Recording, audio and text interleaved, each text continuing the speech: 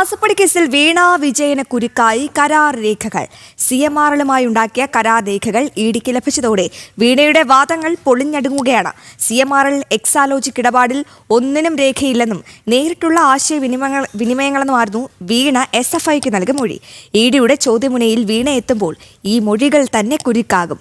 വിവരങ്ങൾ നൽകാൻ കൊച്ചിയിൽ നിന്നും മിഥുൻ അയ്യപ്പൻ ചേരുന്നുണ്ട്. Mithun, very good morning, have A nice day. എന്തായാലും ഈ മാസപ്പടി കേസിൽ വീണ വിജയൻ ഇങ്ങനെ കുരുക്ക് മുറുകുകയാണല്ലോ. പക്ഷേ ഈ വീണ വിജയന്റെ കുഴി വീണ തന്നെ സ്വയം കുഴിച്ചതാണെന്ന് പറയേണ്ടി വരും. കാരണം SFIക്ക് നൽകിയ മൊഴി, അതിൽ നിന്നും വൈരുദ്ധ്യമായിട്ടുള്ള രേഖകൾ ഇപ്പോൾ ഇഡിക്ക് ലഭിച്ചിരിക്കുകയാണ്. അങ്ങനെയാണെങ്കിൽ ഈ കേസിന്റെ അടുത്ത ഘട്ടം എന്താകും? അറസ്റ്റിലേക്കും മറ്റ് നടപടികളിലേക്കും പോകാനുള്ള സാധ്യത അത് വലുതല്ലേ?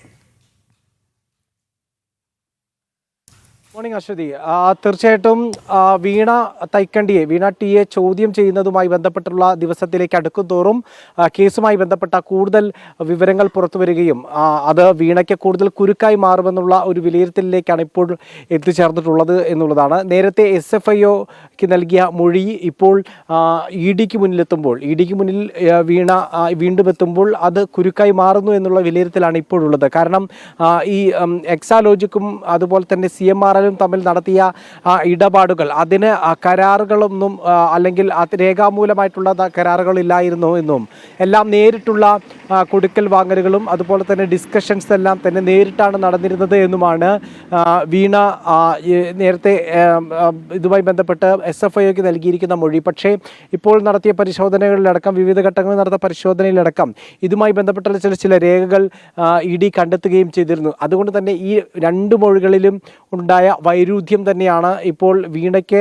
ഇനി അടുത്ത ദിവസം ഇഡിക്ക് മുന്നിലെത്തുമ്പോൾ വീണയാകാൻ പോകുന്നത് എന്നുള്ളതാണ്. കൂടുതൽ കുരുക്കായി മാറാനും സാധ്യതയുള്ളത് എന്നുള്ളതാണ്. ഈ മൊഴി വൈരുദ്ധ്യത്തിലൂന്നി ഇത്തരത്തിൽ ചോദ്യം ചെയ്യൽ മുന്നോട്ട് കൊണ്ടുപോകാനാണ് ഇപ്പോൾ ഇഡി പരിശ്രമിക്കുന്നത്. അതിനു വേണ്ടിയിട്ടുള്ള തയ്യാറെടുപ്പാണ് നടത്തുന്നത് എന്നാണ് നമുക്കിപ്പോൾ ലഭ്യമായിരിക്കുന്ന വിവരം. ഇത്തരത്തിൽ ഈ ഒരേ വിഷയവുമായി ബന്ധപ്പെട്ട് രണ്ടിടങ്ങളിൽ വ്യത്യസ്തമായിട്ടുള്ള മൊഴി വരികയും അതുപോലെ തന്നെ അതിന് മൊഴിക്ക് വിരുദ്ധമായിട്ടുള്ള രേഖകൾ കണ്ടെത്താൻ സാധിച്ചതും ഇഡിക്ക് വലിയ രീതിയിലുള്ള ഒരു മുന്നേറ്റമായി, ആ അന്വേഷണത്തിൽ ഏറ്റവും വലിയൊരു ഡെവലപ്മെൻ്റായി ഇപ്പോൾ വിലയിരുത്തുന്നു എന്നുള്ളത് തന്നെയാണ്. അതുകൊണ്ട് തന്നെ അതിലൂന്നിയുള്ള ചോദ്യം ചെയ്യലിലേക്കായിരിക്കും കടക്കുക.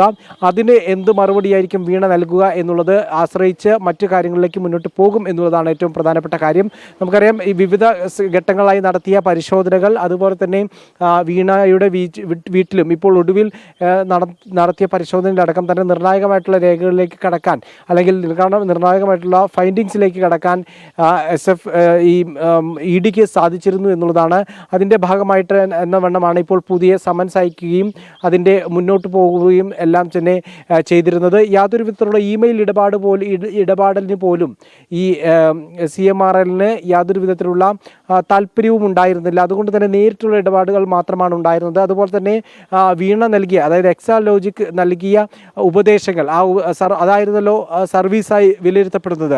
അത്തരത്തിലുള്ള ഉപദേശങ്ങൾ പോലും വാക്കാലായിരുന്നു നൽകിയിരുന്നത് എന്നും അതിന് യാതൊരു വിധത്തിലുള്ള ഒരു രേഖകളുമില്ല, ഇമെയിൽ രേഖകൾ പോലും അല്ലെങ്കിൽ കമ്പ്യൂട്ടറുകളിൽ പോലും അതിൻ്റെ രേഖകളില്ല എന്നായിരുന്നു വീണ പറഞ്ഞിരുന്നത്. പക്ഷെ അതെല്ലാം വിരുദ്ധമായിട്ടുള്ളൊരവസ്ഥയിലേക്ക് ഇപ്പോൾ പുതിയ കണ്ടെത്തലുകൾ, അതുപോലെ തന്നെ പുതിയ തെളിവുകൾ എത്തി എന്നുള്ളതിനടുത്താണ് ഏറ്റവും പുതിയ ഡെവലപ്മെൻ്റ് ഇരിക്കുന്നത്. ഏതായാലും ഇനി വരാനിരിക്കുന്ന ചോദ്യം ചെയ്യലിൽ ഇക്കാര്യങ്ങൾക്ക് കൂടി മറുപടിക്ക് തയ്യാറായിട്ട് വേണ്ടിവരും വീണ വരാൻ.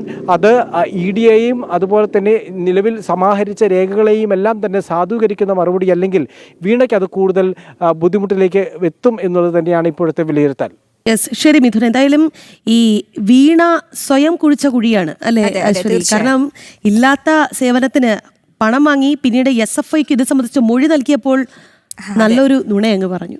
അത് ഇപ്പോൾ രേഖകൾ സഹിതം ഇഡിക്ക് മുൻപിൽ എത്തിയിട്ടുണ്ട്. അതെല്ലാം പൊളിഞ്ഞടുങ്ങുകയാണ് എന്നുള്ളതാണ്. ഇനി ഈ ചോദ്യങ്ങളൊക്കെ എഴുതി തയ്യാറാക്കി ഇഡി എത്തും. മറ്റന്നാൾ എന്ത് പറയും വീണ എന്നുള്ളതാണ്. ആ ചോദ്യം ചെയ്യൽ വളരെ നിർണായകമാണ്. കാരണം ആ ചോദ്യം ചെയ്യൽ കഴിഞ്ഞാൽ അടുത്ത ഘട്ടം പിന്നീട് അറസ്റ്റിലേക്ക് പോകാനുള്ള സാധ്യത വളരെ കൂടുതലാണ്.